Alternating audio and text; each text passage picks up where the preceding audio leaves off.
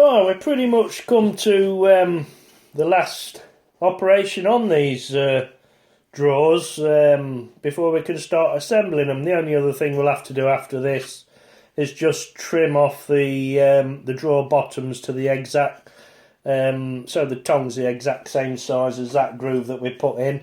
But apart from that, this is the last stage really, and all we've got to do now.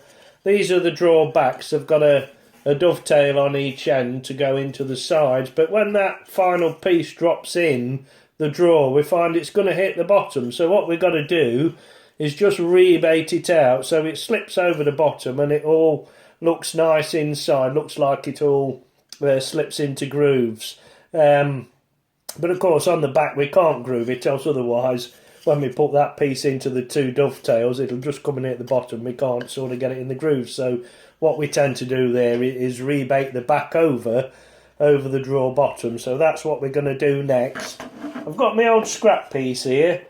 That's the groove that we originally made for the drawer sides. So the depth of the rebate wants to be exactly the same as the top of that groove.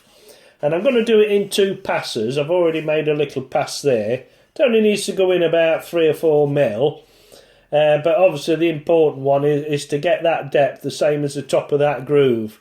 Now what happens is sometimes when we do it in one pass, it's a lot on a little router cutter and it can sort of spelch and judder a bit. So if we do it in 2 or even 3 passes if we want, we can come up sort of 5 mil, 10 mil and 20 mil to the top. But what we've got there is, you see, is we wind that cutter up. All we've got to do is just wind it up to that top groove eventually, and then we'll find that we've got the exact depth when that drawer back drops in and it'll sit over the bottom nicely. So I'll just run this test piece through for you to just show you what we're doing.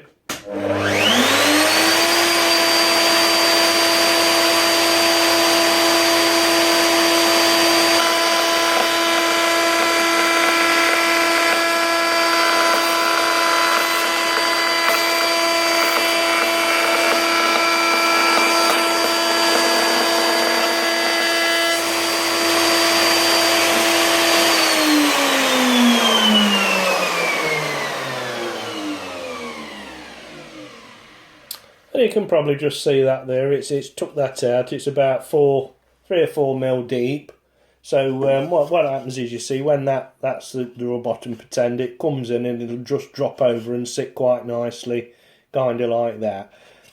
So I'm just going to wind the cutter up a bit now, just to take that last bit out, and then that'll sort of show us the exact rebate that we need for that to work. Okay, I'll come back to you shortly. Right, there you are then. I've rebated that first back one out. You can just probably see there the rebates there. That's the inside of the top of the drawer. Now if I here's one of the backs, sorry, one of the bottoms, and if I just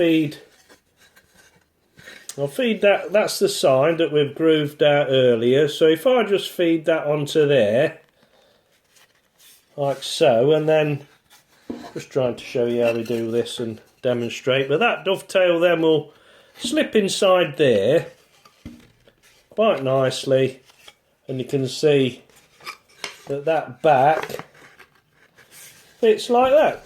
So basically there we've got the nice, I don't know if you can see that on the camera hopefully, but that back piece will just slip in there. We've got a nice dovetail joint, and just the nice finish of the drawer bottom slipping into that rebate and into those grooves. So yeah, that's coming on nicely. I'll get all these backs rebated out and trim these bottoms, these grooves back, so that we don't end up with that little gap there on the inside. So that's quite simple to remedy, and so I'll show you how to do that on the next video. But yeah, quite pleased with the progress so far. It's starting to look something now.